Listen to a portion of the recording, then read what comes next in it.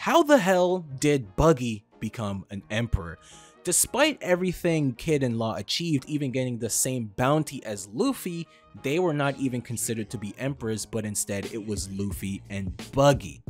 And seeing everything Luffy has accomplished and done in Wano, even awakening the legendary Devil Fruit Sun God Nika, they still consider Buggy to be an equal threat to Luffy, Shanks, and Blackbeard. And with it being highly likely that Buggy also got a massive bounty increase, passing well over 1 billion, maybe even the same range as Luffy, Law, and Kid's. And many people are left confused as to how Buggy was chosen to be an emperor over characters like Kid and Law, and well, I'm here to explain how this could have happened, as it actually does make a lot of sense. The first being, we all know Buggy is not the strongest character. In fact, he's probably bottom 5.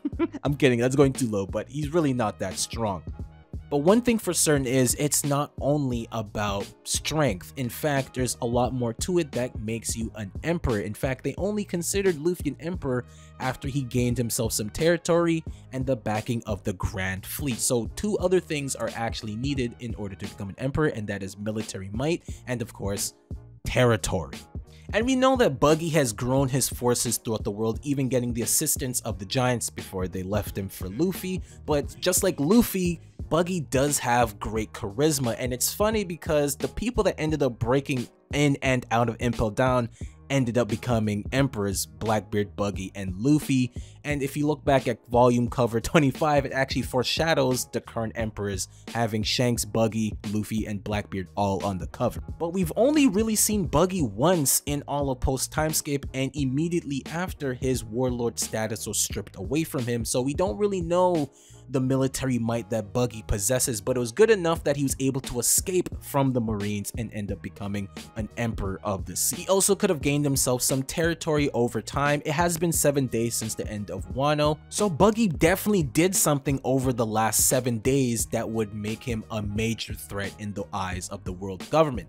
A popular theory right now is Buggy was able to enlist all of the former warlords under his banner and form a super group that was able to combat against the world government, and that would make a lot of sense actually. How he was able to convince the former warlords is up for debate. Of course, Bo Hancock and Weevil, he could have used Luffy's name to make them go onto his side, because we know Bo Hancock loves Luffy, where Weevil doesn't really like him because reasons. Mihawk is Mihawk, who's probably just bored and wanted to see how things would go. We know that the outside world is in shambles, and knowing Buggy, he probably took full advantage of this. We know that Buggy's crew is very dangerous, as he was able to gather members from level 1 through 6, people that had higher bounties than even him, even getting acknowledged by Whitebeard that he would be a threat to him, despite Whitebeard being like 300 times stronger than Buggy and could obliterate him in a blink of an eye. So only God knows what Buggy was able to gather in the last 2 years. But of course, Buggy also has the status to back him up, as he was a former member of Roger Pirates.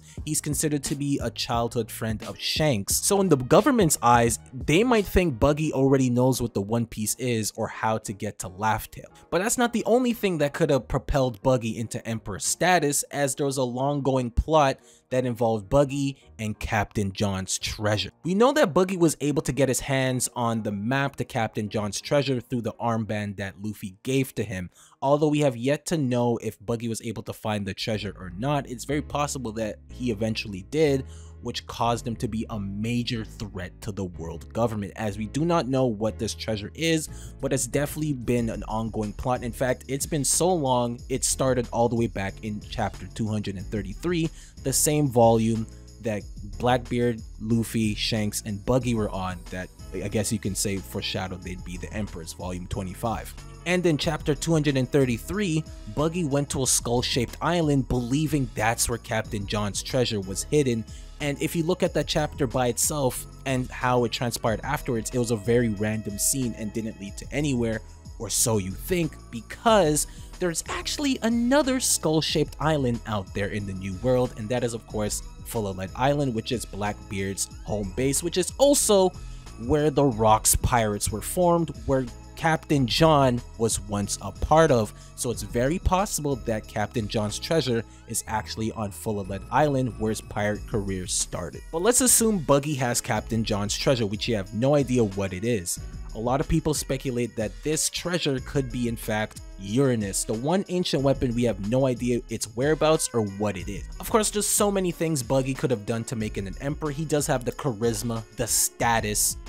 It's funny because Buggy foreshadowed this himself many years ago around Marineford when he was on a power high, thinking maybe he himself could become an emperor and maybe eventually Pirate King. And there was a moment during Odin's flashback when Shanks promised Buggy that they too would eventually go to Laugh-Tale with their own pirate crew. So I definitely do think Buggy will be involved with Laugh-Tale in finding the One Piece. Maybe even going a step further and sitting on the empty throne in Mary Joel, making him the king of the world. It's funny because this is giving me heavy Impel Down vibes, where Buggy and Luffy were the ones specified for causing the incident despite all the high tier characters that broke out of Impel Down like Ivankov and Crocodile and Jinbei. And once again, it's even funnier that the 3 people that caused that massive outbreak are now the ones who ended up being emperors of the sea. And if you might have noticed, all the current emperors do have a relationship with one another, with Buggy being the childhood friend of Shanks, Blackbeard being the enemy of Shanks, Luffy looking up to Shanks, Luffy and Buggy fought,